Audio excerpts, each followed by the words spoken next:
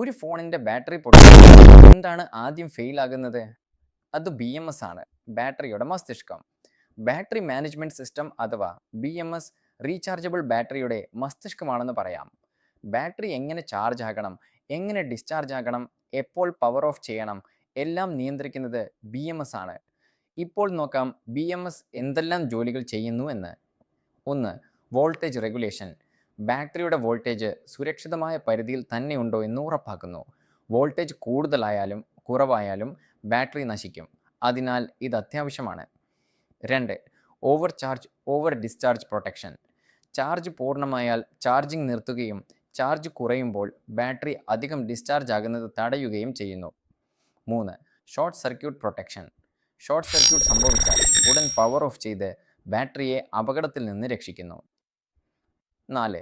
Temperature monitoring. Battery ചൂടാകുന്നുണ്ടോ എന്ന് നിരീക്ഷിക്കുന്നു. താപനില കൂടിയാൽ ചാർജിംഗ് സ്വയം നിർത്തും. 5. State of charge estimation. ബാറ്ററിയിൽ എത്ര ചാർജ് ബാക്കിയുണ്ട് എന്ന് കണക്കാക്കുന്നു. ഇതൊരു ഫ്യൂവൽ ഗേജ് പോലെ പ്രവർത്തിക്കുന്നു. 6. Cell balancing. ബാറ്ററി പാക്കിനുള്ളിലെ എല്ലാ സെല്ലുകളും ഒരേ നിരക്കിൽ ചാർജ് ആകുന്നുവെന്ന് ഉറപ്പാക്കുന്നു.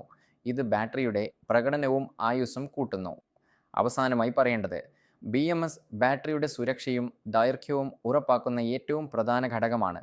മൊബൈൽ ഫോണുകളിൽ നിന്ന് ഇലക്ട്രിക് വാഹനങ്ങൾ വരെ എല്ലായിടത്തും BMS അനിവാര്യമാണ്. ഈ ബാറ്ററിയുടെ അകത്ത് നമ്മൾ കാണുന്ന 2 പ്രധാന ICകളുണ്ട്.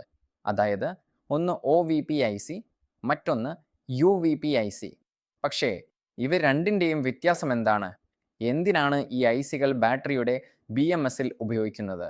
ഈ ചോദ്യങ്ങൾക്ക് എല്ലാം ഉത്തരമടങ്ങിയ ഒരു ചെറിയ PDF ഗൈഡ് ഞാൻ റെഡിയാക്കിയിട്ടുണ്ട്. അത് ഫ്രീ ആയി കിട്ടാൻ നിങ്ങൾ ചെയ്യേണ്ടത് വളരെ സിമ്പിളാണ്. 3 ഫ്രണ്ട്സിന് ഷെയർ ചെയ്യുക, നമ്മുടെ അക്കൗണ്ട് ഫോളോ ചെയ്യുക, അതിനുശേഷം താഴെ OVP എന്ന് കമൻ്റ് ഇടുക. ഞാൻ ആ PDF നിങ്ങൾക്ക് DM ആയി നേരിട്ട് അയച്ചു തരാം.